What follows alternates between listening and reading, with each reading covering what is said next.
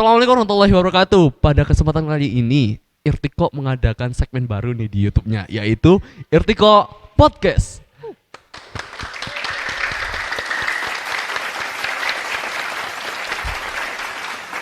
Dan pada kesempatan kali ini atau segmen awal-awal ini, kita kedatangan tamu yang amat sangat spesial, yaitu guru sejarah Islam di madrasah kita tercinta ini, yaitu Bapak Budi Prasetyo Margono.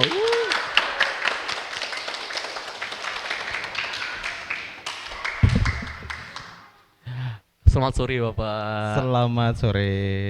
Boleh nggak berkenalan lebih dalam lagi nih? Nggak boleh. Aduh kok nggak boleh, ini yang susah ini, ya Allah. Boleh dong, Oh, boleh. Gimana? Apa yang perlu dikenal lagi apa dari seorang saya? Mungkin kan para penonton ini belum tahu ya Ustaz ya. Bapak ini udah berapa lama sih mengajar di Irtiko ini? Oke, saya ini termasuk generasi yang sedikit awal. Sedikit awal. Jadi pada masa pertengahan. Oh. Setelah terjadinya hal-hal yang luar biasa, spektakuler, saya masuklah ke situ, ke Irtiko. Jadi membersamai siswa-siswa mulai dari angkatan pertama sampai sekarang angkatan keberapa kalian? 6. Enam. Angkatan 6. Wah, luar biasa. Berarti udah lama banget ya. Masya Allah. Gitu. Keren sih. Masih betah Pak ya? Ya, Betah. alhamdulillah. Alhamdulillah masih betah, ya Allah. Terus sebelumnya ini Bapak kan pasti sebelum dipanggil ke sini udah tahu nggak? Pas Bapak dipanggil ke sini udah tahu belum mau ngapain di sini tuh? Apa Misalnya- ini? Loh, kan Bapak daftar ini udah kepikiran belum mau jadi emang udah ada cita-cita jadi guru atau gimana? Oke, ya betul sekali. Pertanyaan bagus. Jadi sejak saya SMA seperti Zaki ini, Iya. jadi saya sudah punya cita-cita untuk menjadi guru. Ceritanya. Oh. Guru apa? Guru yang bisa membimbing, sok banget ya. Bisa membimbing generasi muda itu kembali ke jalan yang benar. Masya Karena saya Allah. pernah nggak di jalan yang benar gitu loh. Jadi akhirnya saya ngambil jurusan namanya Pendidikan Agama Islam. Masya Begitu. Oh. Nah, kampus saya namanya adalah Universitas Islam Negeri Maulana Malik Ibrahim Malang. Panjang banget ya. Panjang sekali. Kayak harapan orang tua, Pak. Harapan kita semua. Gitu. Dan akhirnya karena di jurusan Pendidikan Agama Islam atau keguruan, ya mau nggak mau nanti salah satu muaranya saya harus menjadi guru. Nah, ketika saya kuliah, dosen-dosen saya itu selalu mengajarkan bahwasanya guru itu bukan suatu usaha atau kayak apa namanya, mencari uang dengan cara jadi guru, enggak. Jadi guru itu adalah benar-benar dia adalah seorang sosok yang dia ikhlas untuk transfer of knowledge, transfer of value. Jadi mentransferkan pengetahuan dan juga mentransferkan ilmu kepada seseorang. Masalah bayaran kita nggak bisa memungkiri itu, tapi itu adalah bonus. Gitu. Bonus. Yang paling penting kita mengajar dengan sepenuh hati. Penuh hati, Masya Allah. Masya Allah. Sok banget ya. Apa sih? Memang hidup ini penuh dengan itu, Pak. Apa? Kayak suatu apa ya namanya ya? Ya itu pokoknya. Ya itulah Nanti pokoknya. WA saya aja ya. Nomornya ada di bawah sini kok. Oke. Oke, kan udah berkenalan lumayan dalam ini sama Bapak ini. Oke. Lumayan dalam ya, belum sedalam-dalamnya.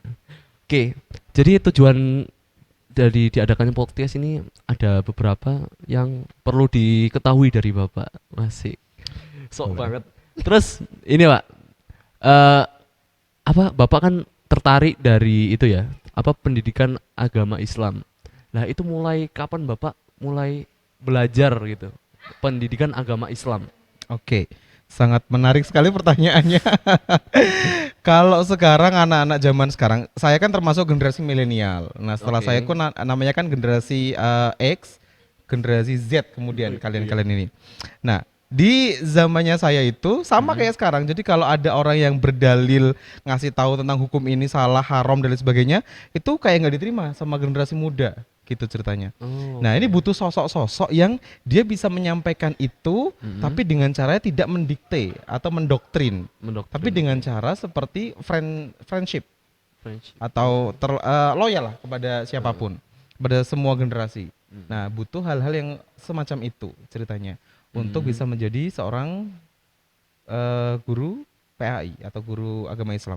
Jadi kalau dulu saya ingat banget ya, guru PAI itu adalah orang yang selalu marah-marah, selalu menghukum, selalu mencari kesalahan seseorang. Oke. Itu guru PAI. dimanapun, ya nggak sih? Iya benar. Nah, kita atau kami pengen merubah mindset itu. Ternyata guru PAI nggak yang seperti itu kok. Dia bisa jadi teman, dia bisa menjadi teman curhat, Curhat, gitu. Dia iya. bisa menjadi tempat bertanya, Heeh. begitu. Dan dia mungkin bisa dijadikan semacam sahabat yang kalau ada masalah bisa memecahkan bersama. Nah, itu guru PAI yang sekarang. Oke. Terus Pak, pada masalahnya apa namanya? Masalah pemuda pada zaman sekarang ini, kalau dengar kata-kata sejarah itu loh, Pak. Pasti kayak males gitu, kayak ngantuk gitu. Apa Betul sih sejarah sekali. itu? Nggak ada tertarik ngapain pelajari masa lalu. Kita itu harus move on katanya zaman sekarang gitu, Pak. Oke, betul Terus- sekali. Terus gimana sih menurut Bapak caranya untuk para pemuda ini cinta sama sejarah itu? Apalagi terutama sejarah Islam ya. Nah. Iya. Gimana, Pak? Iya. Jadi ketika saya belajar PAI itu di sana ada beberapa konsentrasi kalau PAI. Ada fikih, ada akidah akhlak, ada Quran hadis, dan ada sejarah Islam. Kebetulan saya agak sedikit bukan kurang suka tapi kurang memahami tentang fikih karena dia terlalu mendalam. Mm-mm.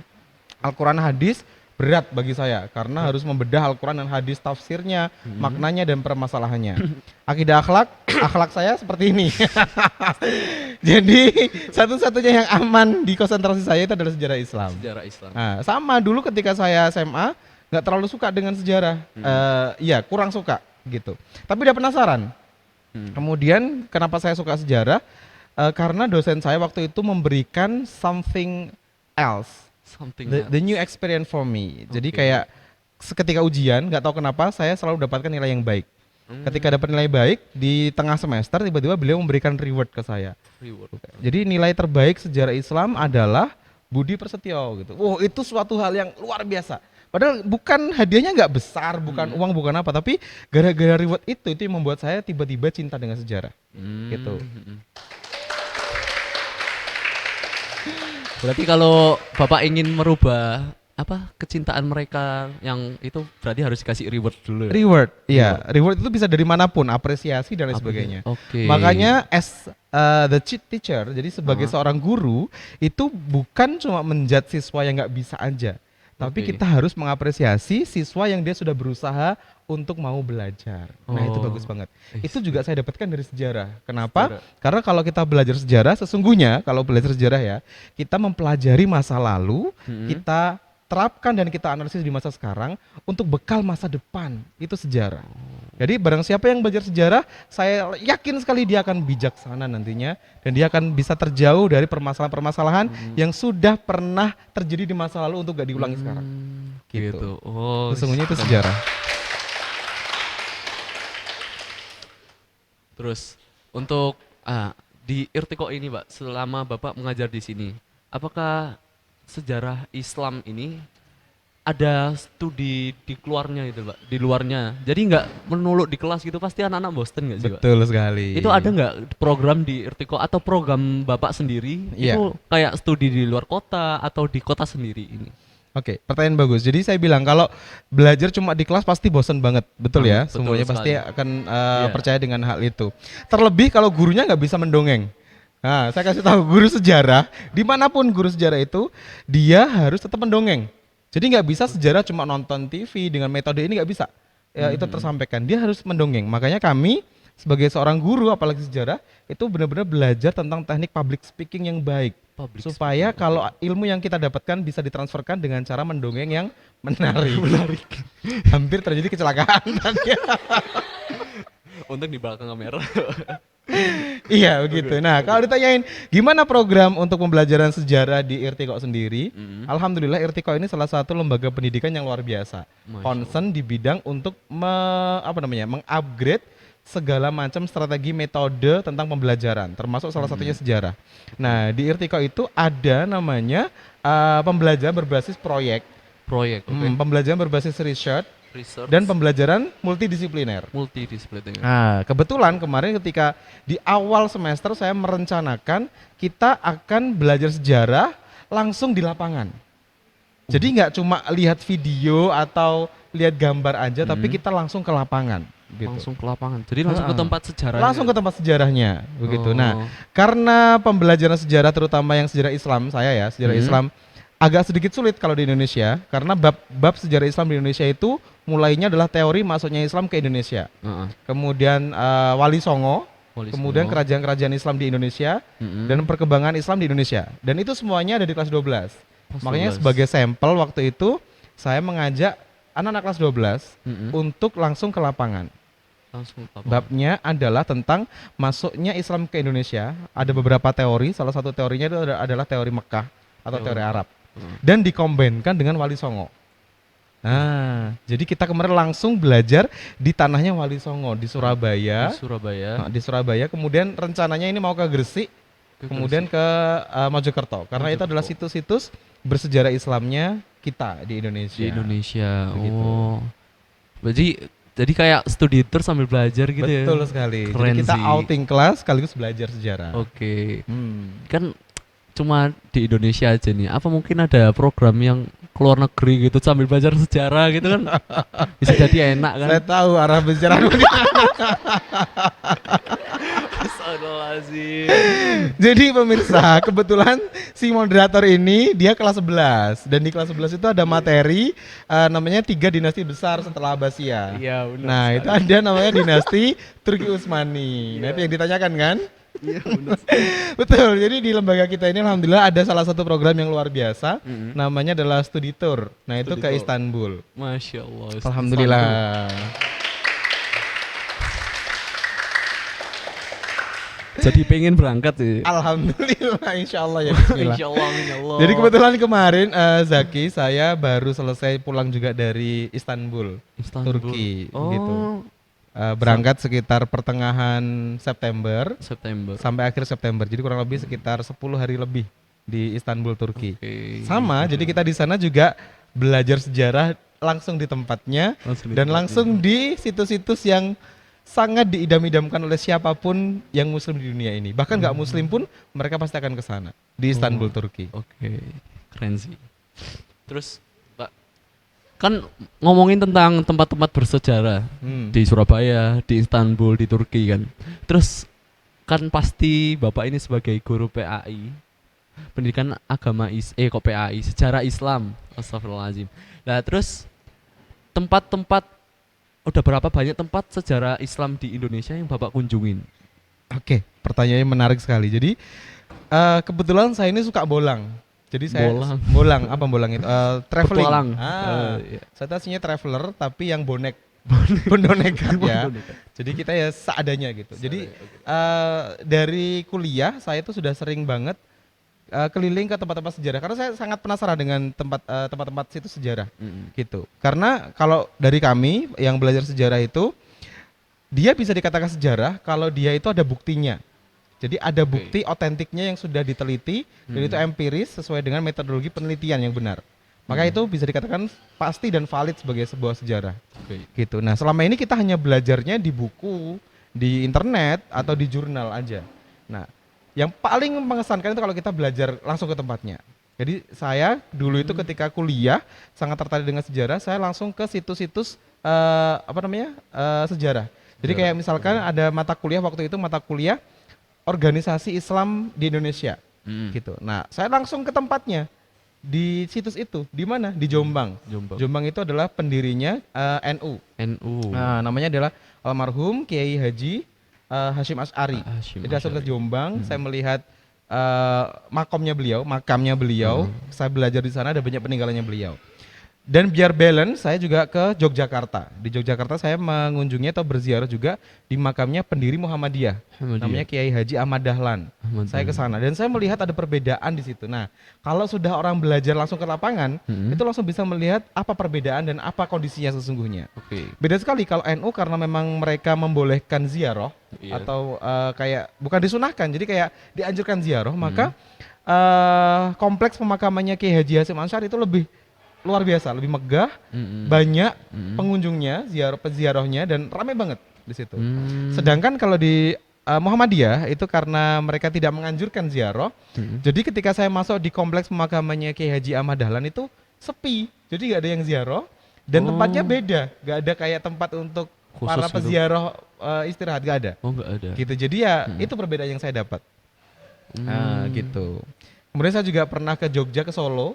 ke keraton karena keratonnya mereka itu adalah salah satu keraton atau kesultanan Islam yang paling lama yang pernah ada di Jawa gitu. Contoh misalkan kayak Yogyakarta. Yogyakarta dan Surakarta dulunya mereka satu kerajaan. Namanya adalah Kerajaan atau Kesultanan Mataram Islam. Mataram Islam. Kemudian mereka terpecah menjadi dua karena VOC Heeh. dalam perjanjian Giyanti tahun 1700-an. 1700. Nah, kemudian terpecah jadi dua, ada Kesultanan Yogyakarta, Hadiningrat, kemudian ada juga Kasunanan Surakarta. Sarukar. Kita belajar di sana langsung. Oh. Kemudian keren. kenapa tadi saya ngajak ke Gresik? Gresik. Nah, di Gresik kan tadi saya bilang ya. iya, Jadi iya. insya Allah kita juga mau ke sana. Allahu. Jadi di Gresik itu Zaki, Iya. di Gresik itu ada makam yang misterius. Misterius. Namanya makam Fatimah binti Maimun. Itu misteriusnya nggak kelihatan atau gimana ya? Jadi makamnya ini nggak diketahui ini makam siapa yang sesungguhnya. Tapi Oh. di tulisan batu nisannya itu ada nama Fatimah binti Maimun. Bisa dipastikan Fatimah binti Maimun bukan orang Indonesia. Dari namanya aja. Iya. Orang Indonesia tidak menggunakan bin, Iya. kayak gitu. Nah, berarti dia adalah pendatang. Pendatang. Anehnya adalah makamnya dia kan Islam. Karena batu nisannya itu ada kaligrafinya dan lain sebagainya. Di situ tertera tahun sekitar tahun dikuburnya sekitar tahun 1086 Masehi. 1086 Masehi itu kalau kita tarik garis lurus dalam sejarah itu masih pada zamannya kerajaan-kerajaan Hindu Buddha di Indonesia. Hindu Buddha. Nah, ini sudah ada Islam. Gitu. Anehnya lagi adalah makamnya cuma satu. Tidak kompleks pemakaman yang banyak banget enggak. Dan makam satu-satunya itu dia dibuatkan semacam candi. Tapi Candi. Islam. Nah, itu kan unik sekali. Gitu. Oh. Makanya kita harus ke sana biar melihat langsung sejarahnya bagaimana. Gitu. Keren sih. Nah, kemudian kenapa di Trowulan? Trowulan itu ada namanya kompleks pemakaman Troloyo. Troloyo. Nah, Troloyo itu adalah termasuk orang-orang yang pertama kali menyebarkan Islam bersama salah satu syekh atau bisa kita sebut wali songo periode 1. Namanya adalah Syekh Jumadil Kubro. Nah, di samping makam beliau itu ada masjid, kemudian ada banyak sekali makam-makam muslim yang makamnya itu panjang-panjang di Troloyo. Troloyo itu Trowulan. Trowulan itu di Mojokerto. Kenapa kok aneh? Karena Mojokerto di zaman itu dia menjadi ibu kota kerajaan Majapahit. Salah satu kemaharajaan Hindu Buddha terbesar di Indonesia. Di Indonesia. Tapi sudah ada kompleks pemakaman muslim. Wah, ini kan perlu dikorek kan. Kok bisa gitu loh. Ini makanya seru banget kalau belajar-belajar semacam itu. Gak ada habisnya ya. Nggak ada habisnya. Nggak ada Dan langsung habisnya. serunya itu kalau belajar ke tempatnya langsung. Ke tempatnya langsung. Nah, gitu. Itu jadi salah satu program Bapak sendiri ya kalau. Iya, betul sekali Keren sih. Terus kan dari tadi kita dengerin ceritanya Bapak dari makam ini kayak paham banget itu. Terus dari berbagai tempat yang bersejarah Bapak kunjungin ya. Itu kayak yang paling menyentuh di hati berkesan gitu sampai membekas itu di mana sih, Pak? Oke. Di mana dulu nih? Yang di luar negeri? Waduh, kalau di luar negeri pasti udah tahu Di lah ya, Masya Indonesia. Allah. Yang di Indonesia Iya. dulu. Oke. Nah, Yang paling membekas di saya situs sejarah Islam yang paling membekas itu salah satunya ya di makam para wali. para wali. Nah, kebetulan saya pernah juga ziarah Wali Limo dan belum pernah sih Wali Songo belum pernah. Jadi Wali Limo itu di Jatim. Di Jatim itu ada 5 Jawa Timur. wali. Iya. Nah, ada Sunan Ampel, Sunan Giri, Sunan Gresik, Sunan Derajat, Sunan Bonang. Itu tersebar di Surabaya, Gresik, kemudian di Lamongan dan Tuban. Oke. Itu. Jadi di mana yang membuat saya ternyuh sekali itu di makam para wali. Saya nggak tahu kenapa ketika saya berziarah di sana, para wali yang saya sebutkan tadi itu mereka bukan orang Indonesia.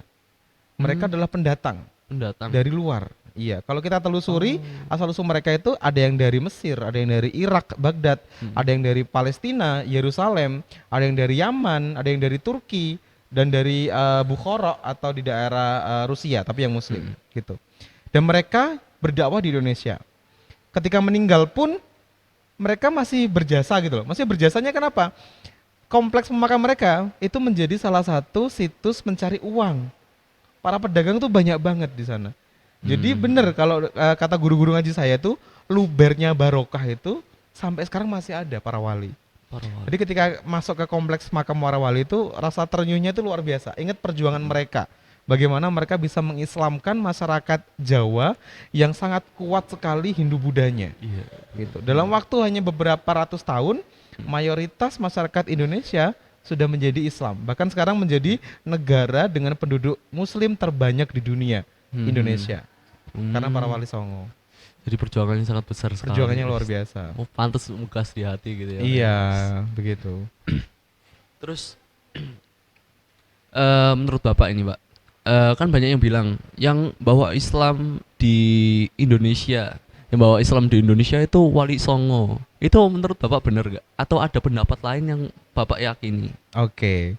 Ini pernah kita lakukan di kelas 12 juga. Oh. Jadi kita buat namanya debat. Debat ilmiah, apakah benar yang membawa Islam itu Wali Songo atau bagaimana? Gitu. Kita debatkan itu. Dan anak-anak mencari referensi sendiri. Mencari referensi, dan di akhir kesimpulan debat itu adalah iya, Wali Songo yang menyebarkan.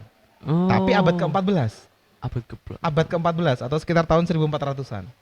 Sedangkan Islam yang tadi saya bilang ditemukan di Indonesia melalui teori Arab, itu sudah ada Islam di Indonesia sekitar abad ke-8 atau tahun ke-840-an.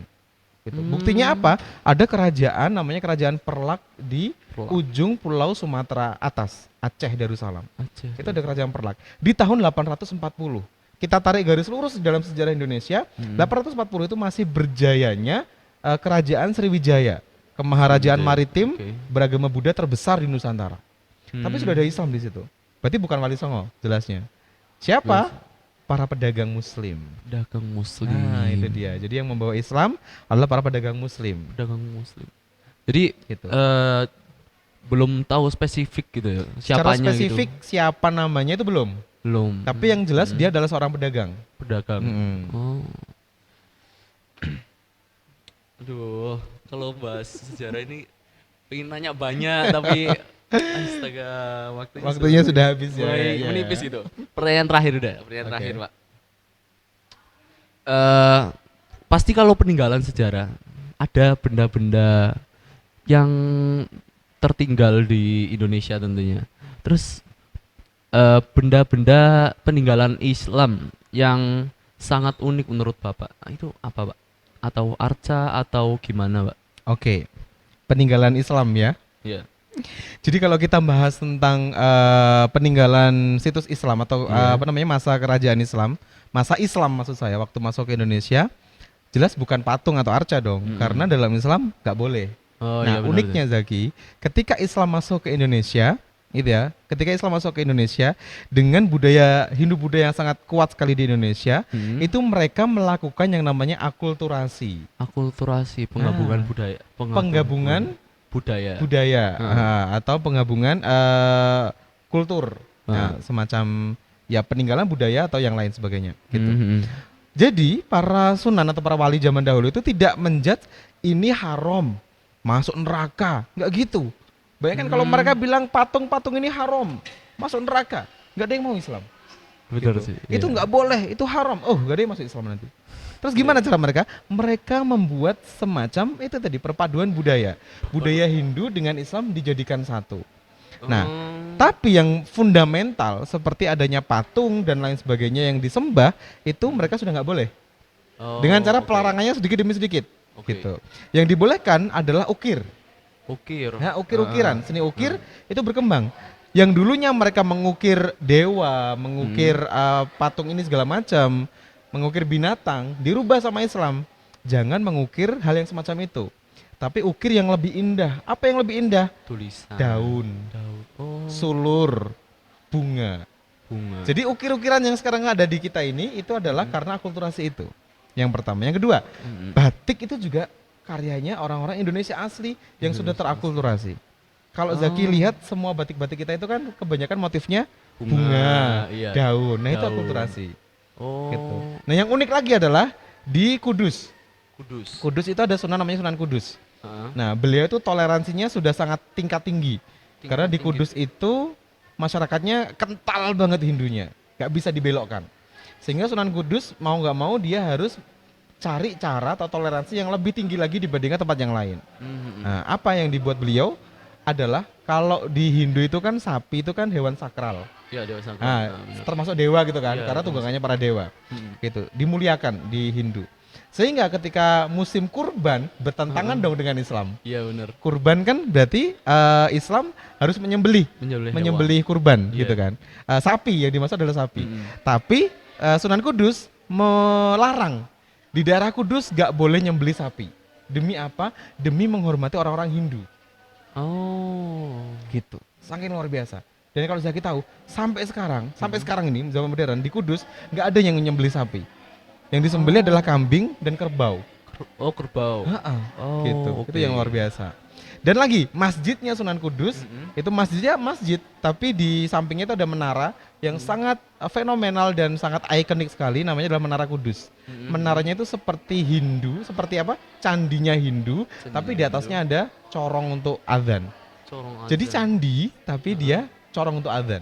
Oh. Gitu. Nah itu yang ikonik sekali, peninggalan yang sangat luar biasa. Peninggalan di Kudus. Ya. Nah, termasuk wayang, gamelan, Gamelan. lagu-lagu Jawa itu juga peninggalan para wali songo yang ikonik sampai sekarang. Sampai sekarang ya. Gitu. Jadi kayak budaya-budaya yang digabung gitu jadi bener gitu ya. Awalnya Nah, salah jadi awalnya bener. salah, diluruskan dengan cara akulturasi. Akulturasi. Betul. Jadi metodenya wali-wali nih kayak Betul sekali. Luar biasa kan? luar biasa banget gitu ya. Aduh, Gitu. pengen nanya lagi tapi kayak udah mepet banget waktunya ya Allah. Sangat luar biasa beliau ini ya Allah. Mudah-mudahan Udah pulang aja. Mudah-mudahan bisa memberikan pelajaran yang sangat membekas buat santri-santri Amin, di amin, Madrasah Al-Irtiqa ini. Insya Oke, Allah. sekian saja Bapak. Masya Allah, terima kasih atas waktunya Terima kasih. diberikan. Jadi sekian saja podcast pada kesempatan kali ini. Jadi tonton terus segmen berikutnya di Al-Irtiqa di YouTube Al-Irtiqa. Nanti ada di bawah sini. Oke. Terima kasih. Wassalamualaikum warahmatullahi wabarakatuh. Assalamualaikum warahmatullahi wabarakatuh.